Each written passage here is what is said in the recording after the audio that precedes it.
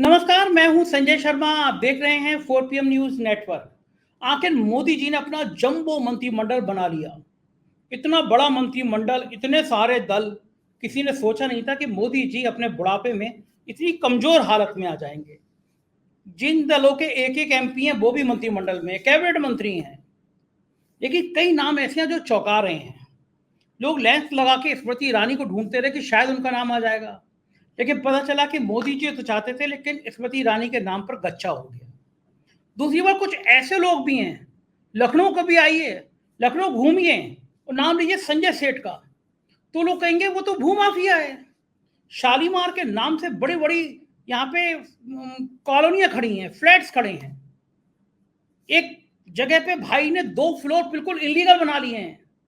उनकी शिकायत हुई, मुख्यमंत्री ने जांच के आदेश करिए, शिकायत ठंडे बस्ते में चली गई। कई जगह गरीबों की जमीन पर कब्जा कर रखा है, शिकायत हुई, फाइल ठंडे बस्ते में चली गई। सरकारी सड़कों पे कब्जा कर रखा है, फाइल ठंडे बस्ते में चली गई। मायावती के टाइम में एक आतंकवादी पकड़ा गया, ग्लास का काम करता था, पता चला कि उसके तार भी संजय सेठ के पार्टनर की कंपनी से जुड़े हुए हैं। ऐसे विवादास्पद आदमी जो समाजवादी पार्टी का नेता था, बाद में शिकायतों के डर से बीजेपी में आ गया, उसको भी राजमंत्री। तो ऐसे ऐसे नायाब नगीने इस समय मोदी मंत्रिमंडल में आए हैं। जाहिर है कि अब नाव चलने से पहले डगमगाने लगी है। और कभी कभी कहते हैं ना, स्टार्स खराब होते हैं। लक्षण तभी हुआ कि शपथ ग्रहण पूरा नहीं हुआ था कि कश्मीर से खबर आई कि आतंकवादियों ने एक तीर्थयात्रियों की बस पर हमला कर दिया, 10 लोग मर गए। और ये जम्मू संभाग में हुई। अभी तक की आतंकी की घटनाएं कश्मीर घाटी में होती थी, वैली के आसपास होती थी। पहली बार ऐसा हो रहा है घटनाएं जम्मू संभाग में हो रही हैं। आज की घटना भी जम्मू संभाग में हुई, उससे पहले की घटना भी जम्मू संभाग में हुई। धारा 370 हटाने के बाद कश्मीर में शांति का दावा करने वाली मोदी सरकार चिन के बिखर रही है। आतंकवाद कश्मीर में फैलता जा रहा है। बड़ी बड़ी बातें, लक्ष्यदार भाषण, हम मर जाएंगे, कश्मीर का नहीं होने देंगे। ऐसी भाषणों से कानून व्यवस्था नहीं संभलती, आतंक का खात्मा नहीं होता। इतने ज्यादा सैनिक मरे हैं कश्मीर में, लेकिन कोई पूछने वाला नहीं है, क्योंकि गोदी मीडिया सवाल नहीं करता। आज वो मोदी के महिमा मंडल में जुटा था। सारी सुरक्षा एजेंसियां मोदी मंत्रिमंडल की तैयारी कर रही थी। अजीत डोभाल को होश नहीं था कि कश्मीर में प्लान क्या हो रहा है, आतंकी करने क्या जा रहे हैं। क्या मोदी पार्ट 3, एनडीए पार्ट 3 एक खतरनाक मोड़ पर बन रहा है? क्या कटीले तार बिछे हुए हैं? संघ खामोश क्यों रहा? संघ का कोई बड़ा चेहरा मंत्रिमंडल में दिखाई नहीं दिया। ऐसी तमाम बातों के लिए आज हम चलते हैं सीधा नागपुर। वही नागपुर जहां संघ मुख्यालय, और वहीं पे एक बहादुर पत्रकार रहते हैं, नाम है राजीव रंजन सिंह।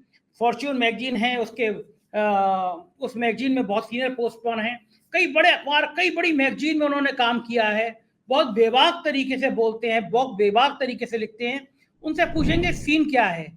राजीव भाई, इधर शपथ ग्रहण चल रहा था, उधर आतंकी हमला कर रहे थे, जम्मू में हमला कर रहे थे। किसी ने सोचा नहीं था कि जम्मू में ऐसी घटना हो जाएंगी। वैष्णो देवी के पीछे वाले हिस्से में शिवखोरी एक जगह है, वहां से लौट के आ रहे आतंकवादी ने गोली चला दी।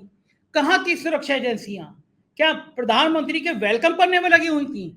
और फिर कहां चला गया कि 370 खत्म होने के बाद आतंकवाद खत्म हो गया है? ये डायलॉग कहां चले गए? क्या लगता है आपको? देखिए, बहुत ही शर्मनाक बात है और बहुत ही दुर्भाग्यपूर्ण बात है कि जो दर्शन करने के लिए लोग गए हैं, गर्मी के ही मौसम में यूजुअली वैष्णो देवी में लोग जाते हैं, मैं भी बहुत बार गया हूं, तो ये बहुत ही दुर्भाग्यपूर्ण बात है कि ऐसे समय में अटैक हो रहा है जिस दिन देश के अंदर में पूरी कैबिनेट जो है वो शपथ लेने वाली है। और आतंकवादियों को मालूम है कि ये इवेंट मैनेजमेंट में विश्वास रखने वाले लोग जो हैं, ये जरूर पूरे देश की जो संस्थाएं हैं उनको अपने सबसे बड़े इवेंट, जो 5 साल का सबसे बड़ा इवेंट है शपथ ग्रहण का, उसकी तरफ सारे एनर्जी को चैनलाइज कर देंगे। और देखिए, ऐसी जो है ध्यान हटा दुर्घटना घटी वाली स्थिति जो है वो हुई, 10 लोगों को अपनी जान गंवाना पड़ा। ये बहुत बड़ी बात है संजय जी, और ये सारे हिंदू श्रद्धालु हैं। तो इससे समझ में आता है कि जो ये बातें बड़ी बड़ी करते हैं कि भाई 370 हटा के हमने आतंकवाद पे कंट्रोल कर लिया, ये सारी चीजों की कलाइयां खुल रही हैं, सारी चीजों की कलाइयां खुल रही हैं। और आपने जैसा बोला संघ निष्क्रिय रहा या संघ की बात का कुछ असर नहीं हुआ इस कैबिनेट पे, मैं आपको एक अंदर की बात बताना चाहता हूं संजय जी। स्मृति ईरानी को नरेंद्र मोदी जी मिनिस्ट्री में शामिल करना चाहते थे। मेरे बहुत ही क्लोज सोर्सेज ने मेरे को बताया है कि संघ ने कंप्लीटली इस बात पे कहा कि नरेंद्र मोदी जी, आप स्मृति ईरानी जो एक हारी हुई प्रत्याशी हैं, उनको आप अपने मंत्रिमंडल में नहीं लेंगी, क्योंकि इनके व्यवहार को लेके बहुत जगह से बहुत सारी जो है कंप्लेन्स आई हैं, बहुत सारी कंप्लेन्स आई। तो ये ऐसा नहीं है कि ये सिर्फ सामान्य लोगों के साथ में इनका व्यवहार जो है अच्छा नहीं रहा है, संघ के भी लोगों के साथ में अवश्य इनका व्यवहार अच्छा नहीं रहा होगा, क्योंकि इनके नाम के आगे अच्छे स्कोर्स नहीं है संघ में। तो आज जो ये कैबिनेट में इनको जगह नहीं मिला, ये इन्होंने अपनी हर सभा में कहा था कि मैं हारू चाहे जीतू, मैं मंत्री तो बनूंगी।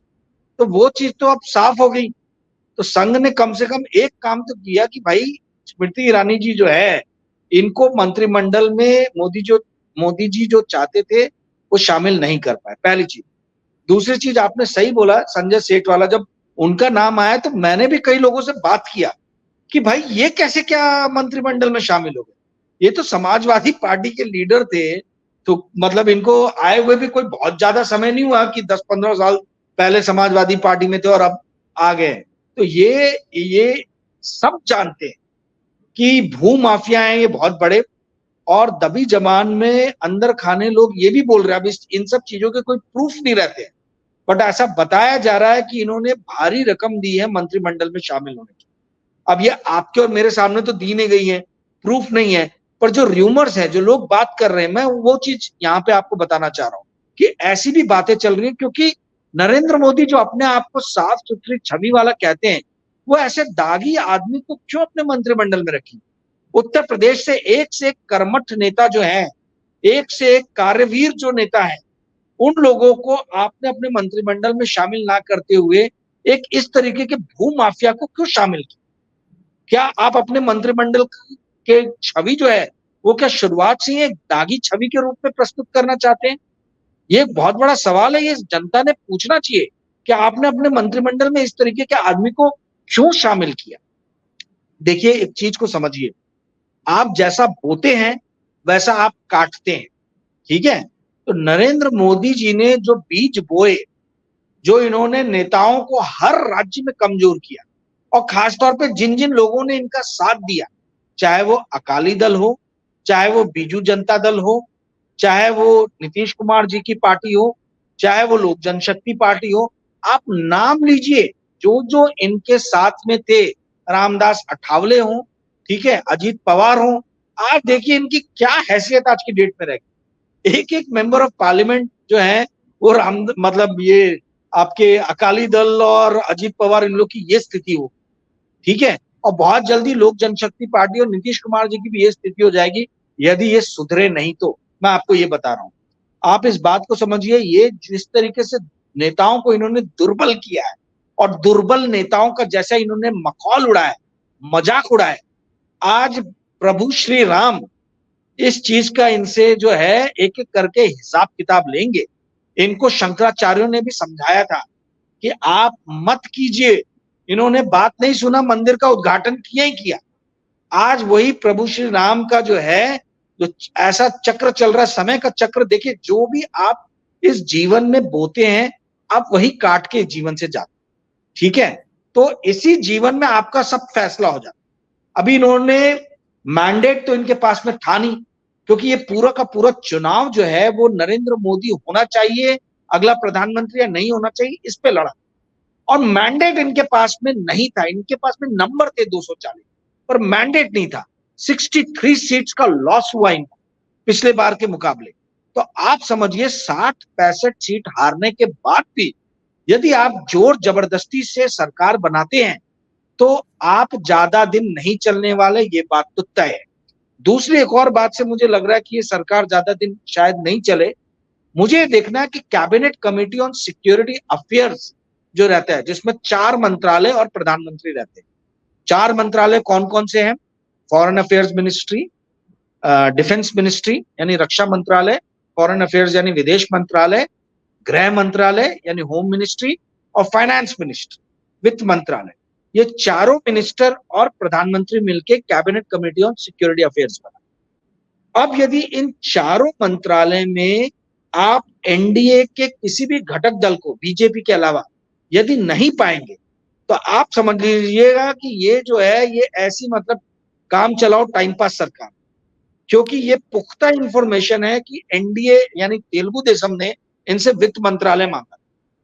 अब देखने वाली बात यह है कि वित्त मंत्रालय मिलता है कि नहीं मिलता। यदि तो चंद्रबाबू नायडू और नीतीश कुमार जो हैं वो सीरियस है इस पार्टी को रन करने के लिए, नीतीश कुमार ने होम मिनिस्ट्री और रेलवे मिनिस्ट्री मांगी है, ठीक है। तो यदि ये अगर वाकई में सीरियस हैं तो ये सारे मंत्रालय जो मांगे गए हैं वो इनको मिलने चाहिए, ये देने चाहिए। पर यदि ये मंत्रालय भाजपा अपने पास रखती है और नहीं शेयर करती है तो इसका मतलब है कि ये सरकार ज्यादा दिन चलने वाली नहीं है, पहली चीज, क्योंकि सत्ता का पूरा सुख जो है वो भाजपा के ही लोग भोगेंगे। दूसरी चीज, जो मंत्रालय का जो कंपोजिशन, जो मंत्रिमंडल का जो कंपोजिशन मैंने देखा, जो नाम देखे, आप देखिए इसमें कितने नए चेहरों को मौका दिए, कितने नए चेहरे हैं, ना के बराबर आपको नए चेहरे दिखेंगे। शिवराज सिंह चौहान टाइप जो है, ऐसे 2 4 5 जो है आपको नए चेहरे दिख जाएंगे। बाकी वही सारे नाम, वही धर्मेंद्र प्रधान है, वही आपके वो है अजमेर से जो जीत के आए हैं, क्या नाम है अपना, यादव जी, भूपेंद्र यादव जी, वही राजनाथ सिंह जी, यानी वही नाम चल रहे। तो कंपोजिशन में कोई नया नाम आपको दिखा नहीं। हाँ, दिखा क्या है, स्मृति ईरानी जी मिनिस्ट्री में नहीं दिखी। तो ये कंपोजिशन हो गया, ये सत्ता का बंटवारा कैसे करते हैं वो हो गया। ये कई सारी चीजें जो हैं आने वाले दिनों में डिफाइन करेगी कि ये सरकार कितनी लंबी चलने वाली है। और तीसरी और आखिरी अहम चीज कि इन्होंने देखिए जयंत चौधरी जैसे भी लोगों को अकोमोडेट करने की कोशिश, तो इससे समझ जाइए कि कितना भय है अंदर, कितना भय है कि ये सरकार गिर सकती है। ये एक बात समझिए संजय जी, जो लोग मनमोहन सिंह का मजाक उड़ाते थे और मनमोहन सिंह और नरेंद्र मोदी का कंपैरिजन करते थे, आज उन लोगों को बात समझ में आएगी कि मिली जुली सरकार चलाना कितना कठिन होता है। नरेंद्र मोदी को अब समझ में आएगा कि कितना कठिन होता है मिली जुली सरकार चलाना। वैसी सरकार चलाने के बाद भी मनमोहन सिंह ने अपने 10 साल के कार्यकाल में ज्यादा ग्रोथ दिया था, ज्यादा एम्प्लॉयमेंट दिया था परसेंटेज टर्म्स में बनिस्पत नरेंद्र मोदी की, ठीक है।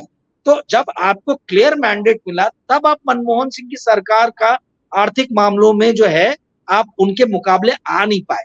तो अब मिली जुली जब सरकार चलाओगे तब आपको आटे दाल का भाव पता चलेगा। ये जितने अंधभक्त जो है बात बात पे बोलते थे मोदी जी ने ये किया हो गया, अब आप लोग को आटे दाल का भाव समझ में आएगा जब आपको मिली जुली सरकार चलानी पड़ेगी। अभी तो एक तरफा आपने सरकार चलाई है। तो मनमोहन सिंह और नरेंद्र मोदी का एक्चुअल कंपैरिजन अभी होगा। आर्थिक मामलों में सिर्फ और सिर्फ एक ही चीज ये लोग बताते हैं कि stock market all time high, stock market all time high. अरे स्टॉक मार्केट कोई इकोनॉमी का इंडिकेटर थोड़ा है। जब पूरी दुनिया में कोरोना आया, जब पूरी दुनिया की इकोनॉमी पूरी खत्म हो गई, इंडिया की इकोनॉमी में पहली क्वार्टर में जो है अप्रैल से जून का जो था 2020 का 24% की गिरावट आई थी, पर स्टॉक मार्केट उस टाइम में 12% भागा था अप्रैल से जून के पीछे, ठीक है। 2020 और 2021 में जब इकोनॉमी पूरी डावाडोल थी और गंगा में लाशें तैर रही थी, उस टाइम में स्टॉक मार्केट जो है छप्पड़ फाड़ के ऊपर भागा 2021 में। तो स्टॉक मार्केट कोई इकोनॉमी का बैरोमीटर या इंडिकेटर थोड़ा ना रहता है। ये चुनाव जो है, जो मैंने पिछले भी एपिसोड में कहा था कि इनको चपेट पड़ी है, चपेट सारे रूरल एरिया में, क्योंकि रूरल एरियाज में मैसिव रूरल डिस्ट्रेस। इनको सिर्फ अर्बन एरिया ने, जिन लोगों के पेट भरे हैं और जो गोदी मीडिया देखते हैं और जिन्होंने अपने बच्चों को तो देश के बाहर निकाल दिया है और देश के अंदर में राम राज्य के नाम पे मोदी मोदी का मंत्र जपते हैं, सिर्फ उन्हीं एरिया में भाजपा को अच्छा ये मिला। आप देखिए 3 बड़े राज्य, Uttar Pradesh 80 seat, Maharashtra 48 seat, Bengal 42 seat, ये तीनों के तीनों राज्यों में एनडीए बहुत पीछे है, ठीक है। तो ये शो करता है कि इस देश का एक बड़ा जो तबका है 80 और 48 128 और उसके बाद में 42, यानी कितना हुआ 170 सीट, 170 सीट पे जो है वो मोदी सरकार बहुत पीछे है इंडिया अलायंस। तो ये शो करता है कि आने वाले दिनों में जनता जनार्दन इन लोग का किस तरीके से जो है स्वागत करेगी। जी संजय जी। ये बिल्कुल ठीक बात है, लेकिन एक बड़ा नाम ये है कि ये भी सूचना थी कि मोदी जी चाहते नहीं थे, और चर्चा भी चल रही थी कि मोदी जी की इस बार मंत्रिमंडल में गडकरी नहीं होंगे। क्या संघ ने स्मृति ईरानी को बाहर करने को और गडकरी को इन करने का भी आदेश दिया? देखिए, जब इनको क्लियर मैंडेट था तब तो गडकरी साहब को ये ठिकाने लगा नहीं पाए, तो अब तो हैसियत भी नहीं है। गडकरी साहब एक बहुत टॉल लीडर है महाराष्ट्र के। पूरे देश में जब कभी भी विकास की बात होती है नरेंद्र मोदी सरकार के बारे में, तो नरेंद्र मोदी जी गडकरी साहब के ही मंत्रालय दिखाते हैं। हमने इतने किलोमीटर लंबी रोड बनाई, हमने इतने हाईवे बनाए, हमने इतने टोल बूथ बनाए, इनका नवीनीकरण किया। गडकरी साहब के ही किए हुए पूरे काम को ये दिखा दिखा के जो है अपने मोदी सरकार के जो डेवलपमेंट है उसको ये शो करते हैं। और मुझे कोई आश्चर्य नहीं होगा यदि इस मंत्रिमंडल में गडकरी साहब को कोई बड़ा पोर्टफोलियो दे दिया। ठीक है, अभी तक जो मिनिस्ट्री ऑफ हाईवे रहा है ना, क्योंकि देखिए एक बात को आप समझिए, एक और मेरे पास में जानकारी है पर पता नहीं आप लोग कितना इस पे विश्वास करेंगे। देखिए, मुझे कुछ लोगों ने बताया है और अच्छे सूत्रों ने बताया जो काफी सालों से मेरे टच में है कि नरेंद्र मोदी को संघ ने बता दिया है कि भैया आप 75 साल के अगले साल हो जाएंगे, आपके 75 साल छूते ही आपको स्टेप डाउन करना है। ठीक है, ये आप लोग मानोगे नहीं पर ये बात हुई है, जहां तक मेरे सूत्र मेरे को बता रहे हैं, मैं उन पर ट्रस्ट कर। तो ये 1 इनको मोदी जी को सिर्फ रिकॉर्ड बुक में अपना नाम जो है वो दर्ज कराना कि जवाहरलाल नेहरू की तरह जो है मैं भी 3 बार जो है वो प्रधानमंत्री बन गया। परंतु भाई साहब, जब जवाहरलाल नेहरू 3 बार प्रधानमंत्री बने थे तो उन्होंने पूरा मैंडेट, पूर्ण बहुमत लिया था। और वो 16 साल में नेहरू जी ने क्या क्या काम किए थे, पूरे पब्लिक सेक्टर जो आज हम देखते हैं जिसके डिविडेंड पे ये मोदी सरकार इतना वाहवाही लूटती है, कि पूरे पब्लिक सेक्टर की स्थापना तो उसी टाइम में हुई है। उस टाइम में देश तो भूखा नंगा कंगाल था। ठीक है, पहली चीज ये हुई। दूसरी बार इंदिरा गांधी को जब मैंडेट मिला था तो उन्होंने पाकिस्तान के 2 भाग कर दिए थे। आपने क्या किया? आपको 3 बार मैंडेट मिला तो आपने क्या ऐसा काम किया जो नेहरू जी और इंदिरा गांधी जी के समकक्ष लाके आपको खड़ा कर दिया जाए? राजीव गांधी के तो एक टेन्योर में ही सूचना क्रांति ला दी थी। राजीव गांधी और सैम पित्रोदा की जोड़ी जो है उसको आज तक पत्रकार याद करते हैं कि इन्होंने इंडिया में इंफॉर्मेशन रेवोल्यूशन लेके आए, इंफॉर्मेशन क्रांति लेके आए। तो नरेंद्र मोदी जी ने वैसा क्या कर दिया? मनमोहन सिंह को नरसिम्हा राव को एक टेन्योर मिला था 5 साल का, पूरा देश भिखारी हो गया, सोना अपना गिरवी रख रहे थे। वहां से जो है आपके नरसिम्हा राव और मनमोहन सिंह ने देश को उस कंगाली के दौर से बाहर निकाला। तो नरेंद्र मोदी को तो एक अच्छा खासा राष्ट्र मिला था, और उस राष्ट्र में भी इन्होंने क्या पॉलिसीज की? सबसे पहले इन्होंने ऐसी पॉलिसी की डीमोनेटाइजेशन की कि जितने अनऑर्गेनाइज सेक्टर में कंपनीज थी छोटी छोटी वो सारी बंद हो। उसके बाद में ये घटिया जीएसटी लेके आ गए, 5 अलग अलग तरीके की, और उसको ऐसा बताया कि मतलब वो मिडनाइट रेवोल्यूशन कुछ तो भी हो गया है मतलब। ठीक है, उसके बाद देखा कि जो बचे खुचे भी थे लघु और मध्यम ये उद्योग वो और तहस नहस हो गए। और सोने पे सुहागा जो भट्टादार मतलब भट्टा बैठा दिया इस देश का, वो रातों रात अनाउंसमेंट किया कि 2 दिन के अंदर में हम कंप्लीटली जो है देश बंद कर रहे हैं कोरोना। पूरे देखिए वर्ल्ड ओवर में कहीं पे भी ऐसा लॉकडाउन नहीं लगा था जो भारत में लगा। और देश की जो बुरी स्थिति हुई आर्थिक, जो मैंने बताया कि 24% पहले ही तिमाही में गिर गया था। अप्रैल 2020 से लेकर जून 2020 तक वो कोरोना के कारण नहीं गिरा, वो गिरा था लॉकडाउन के कारण। आप देखिए यही 2021 में एक्चुअल कोरोना जो सेकंड फेज का आया था उसमें ज्यादा मौतें हुई, और उस टाइम में इकोनॉमी वैसी नहीं गिरी थी जो 2020 में गिरी थी। तो इकोनॉमी जो ध्वस्त हुई वो इनके फालतू के डिसीजंस के कारण। आप देखिए डीमोनेटाइजेशन का आज तक किसी को नहीं पता चला क्या फायदा हुआ। आज तक किसी को ये नहीं पता चला है कि भैया आपने रातों रात जो ये लॉकडाउन की बात की उसका क्या फायदा। आज तक हम लोग ये नहीं समझ पाए कि भैया धारा 370 पे जो इतना ये नंबर अपने बढ़वाते हैं, माइलेज लेते हैं, उसका फायदा क्या हुआ? आज ही जम्मू में अटैक हो गया जैसे आपने बताया।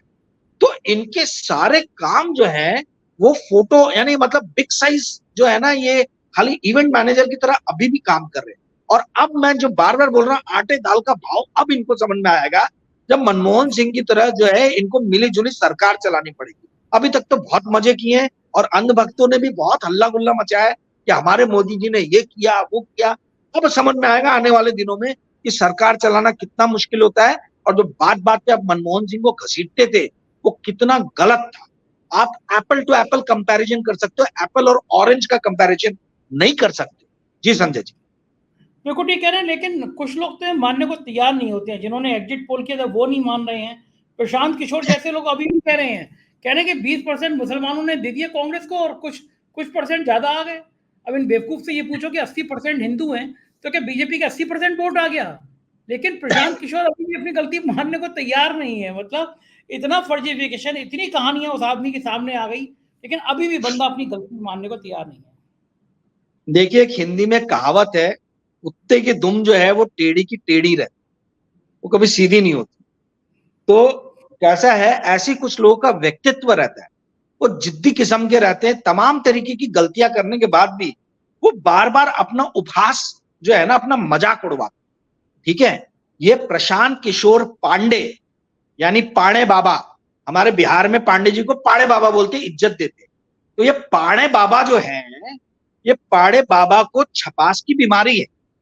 इन्होंने एक इंटरव्यू में कहा, मेरे किसी दोस्त ने उसका एक कट मेरे को भेजा था, कि इन्होंने कहा मैंने आज तक 2 ही बार गलती किया है, मतलब आज तक मैंने 2 ही बार नंबर दिया है, और एक बार मैं सही रहा और एक बार मैं गलत रहा।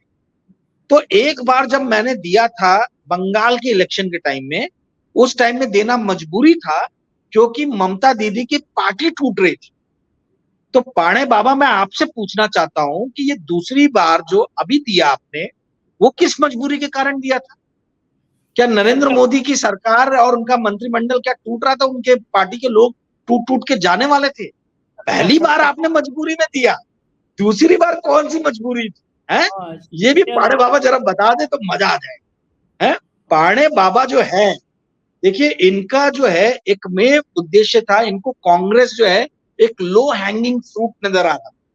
पाड़े बाबा को ये लग रहा था कि मैं कांग्रेस में जाके राहुल गांधी को बहुत हाईफाई इंटेलेक्चुअल अपना प्रोवेश शो करके और मैं कांग्रेस को अपनी मुट्ठी में ले लूंगा, और उसके बाद में जो है मैं अपने मन से वो करूंगा। पाड़े बाबा को ये समझ में नहीं आया कि राहुल गांधी जो है वो बहुत ही श्रूड पॉलिटिशियन है। मैं आपको बता रहा हूँ, ये जितना लोग जो है ना राहुल गांधी को कम करके आंकते हैं, वो आदमी बहुत ही मतलब क्या बोला जाए, जिद्दी आदमी। वो आदमी अपने थॉट से है, हटा नहीं हिला नहीं। उसको पप्पू पप्पू बोल के मतलब इतना उपहास उड़ाया गया, जनता को बाद में समझ में आया कि भाई पप्पू तो हम बन गए, पप्पू राहुल गांधी नहीं है, पप्पू जनता है। और ये जनता को नरेंद्र मोदी 10 साल से पप्पू बना रहे थे, ये अंधभक्त लोग जनता को 10 साल से पप्पू बना रहे थे, ये मोदी सरकार जनता को पप्पू बना रही थी। राहुल गांधी को पप्पू बोल रहे थे, पर ये पप्पू काट रहे थे आपको और मेरा। ठीक है, तो पाड़े बाबा वही सोच के साथ में चले गए वहां पे, और जब इनको नहीं वो चीज हासिल हुई जो ये चाहते थे, तो देखिए उनके हर इंटरव्यू में जो सेंटर जो पीस रहता वो रहता कांग्रेस का, कांग्रेस को क्रेडिट को कैसे भी काटना। भाई 52 सीट से वो पार्टी 100 सीट पे आई जब उसके पूरे अकाउंट फ्रीज हो गए। ये मजाक है क्या इलेक्शन ऐसे माहौल में लड़ना? आप तो कभी नहीं बताते कि ये सुयोग आंदोलन जो आप चला रहे हो, जन सुराज आंदोलन, इसके लिए मुद्रा कहां से आ रही है? और सबसे बड़ी बात और घातक बात संजय भैया, मैं आपका ध्यान दिलाना चाहता हूं, इन्होंने बोला कि मैं मेरे प्रोफेशनल आकलन में गलत हो गया, पर उसको कोई मोटिव देना जो है वो गलत है। मोटिव नहीं देना चाहिए, मैं कोई बीजेपी का एजेंट नहीं। पाड़े बाबा, आप तो प्रोफेशनल सेफोलॉजी 2-3 साल पहले ही छोड़ चुके हैं, तो आपने ये अपना आकलन लगाने के लिए डाटा किससे लिया था? प्रदीप गुप्ता से लिया था कि वो दुबई बेस्ड जो है नानाजी देशमुख आरएसएस वाले, उनके नेफ्यू जो हैं उनसे लिया था? क्या नाम है, मेरे एकदम दिमाग में आ नहीं रहा अभी। वो भी देशमुख ही है कोई, तो उनसे आपने लिया यशवंत देशमुख, तो आपने डाटा किससे लिया था आप ये बताएं। आप तो काम कर नहीं रहे, आपका आईपैक के पास में एक ही क्लाइंट है जहां तक मेरी जानकारी है, वो भी वेस्ट बंगाल में, और वो लोग भी इनसे इतने चिड़े हुए हैं कि ये फालतू के स्टेटमेंट देके इन्होंने आईपैक की ऐसी तैसी कर दी। ठीक है, इन्होंने अपने लोगों को बोला था तैयार रहिए, परिवर्तन आने वाला है, ठीक है, प्राइवेट मीटिंग्स में, प्राइवेट इसमें, और बाहर आके पाड़े बाबा इस तरीके की बातें कर। तो कहने का अर्थ ये है कि पाड़े बाबा सुधरेंगे नहीं, पाड़े बाबा को छपास की बीमारी है, ये अभी भी घूम घूम के अलग अलग स्टूडियो में जाएंगे और बातें करेंगे, और यूट्यूब में ये बोलते अंडर करंट कोई नहीं था। संजय भैया, ये पाड़े बाबा जो है 4 PM नहीं देखते हैं। 4 PM ने संजय शर्मा शो में बार बार अंडर करंट दिखाए गए। संजय शर्मा ने बार बार चीख चीख के कहा कि कहीं ऐसा ना हो जाए कि इंडिया अलायंस जो है एनडीए से ज्यादा सीट ले जाए, पर पाड़े बाबा को जो है वो टीवी स्टूडियो से फुर्सत नहीं है, और पाड़े बाबा यदि आपको देखते भी होंगे तो एक्सेप्ट नहीं करेंगे, क्योंकि ये तो झूठ बोल रहे थे। ठीक है, तो मेरा ये कहना है कि इस चीज की सघन जांच होनी चाहिए, जांच होनी चाहिए इस चीज की कि ये यशवंत देशमुख, प्रदीप गुप्ता और प्रशांत किशोर, ये क्यों, खासतौर पर प्रशांत किशोर, ये रिजल्ट आने के पहले क्यों फालतू की बकवास करने लगे और इन्होंने बोलना चालू किया कि मोदी की सरकार आ रही है, 303 से ज्यादा ही सीट मिलेगी।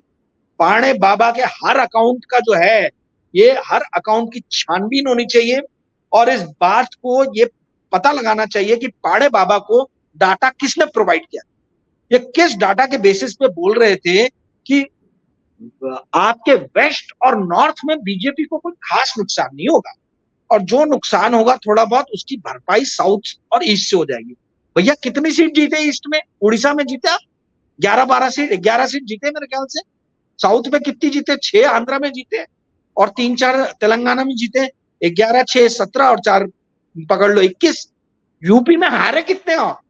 राजस्थान में हारे कितने हो आप? ये आप देखो ना, गुजरात में कितने हारे हो आप, झारखंड में कितने हारे हो आप, पंजाब में सीट लूज की है, महाराष्ट्र में तो डेसिमेट हो गए हो आप। ठीक है, बुरी तरीके से जो है 42 सीट थी, 42 से कहां पे आ गए? तो किस बेसिस पे पाड़े बाबा ने यह आकलन किया कि भैया वेस्ट और नॉर्थ में जो है सीट जो है इनकी कम नहीं होगी, और बंगाल जहां आईपैक का जो ये है वहां बोल रहे कि बीजेपी जो है वो तृणमूल से आगे निकल जाएगी। तो पाड़े बाबा का पूरा आकलन जो था वो पूरा वेस्ट ऑफ टाइम, गलत था। और मैंने जैसे पिछले एपिसोड में बताया कि गोदी मीडिया से इस देश को ज्यादा डर नहीं है, डर है ये घुइयां बदमाशों से, ये यशवंत देशमुख जो खुद जाके दुबई में बैठ गए हैं, ये पाड़े बाबा जो उटपटांग कुछ भी बातें करते हैं, सैफोलॉजी छोड़ चुके हैं और अभी सैफोलॉजी कभी भी करने बैठ जाते हैं, और ये रोने वाले गुप्ता जी, देश को इनसे सावधान रहने की जरूरत। जी संजय जी, बहुत बहुत शुक्रिया, आपने राजीव जी इतनी बढ़िया बात करी, इतनी बातचीत करी, बेहतर, बहुत बहुत शुक्रिया, आभार। ये थे राजीव रंजन जी, और बता रहे थे कि देश की राजनीति आखिर है तो है क्या, मोदी सरकार, एनडीए सरकार किस रूप में सामने आएगी, और क्या है प्रशांत किशोर का कच्चा चिट्ठा। मुझको यकीन है ये बातचीत आपको पसंद आई होगी, अपनी राय से अवगत कराइएगा, चैनल को ज्वाइन कीजिएगा, सब्सक्राइब करिएगा। शुक्रिया, थैंक यू।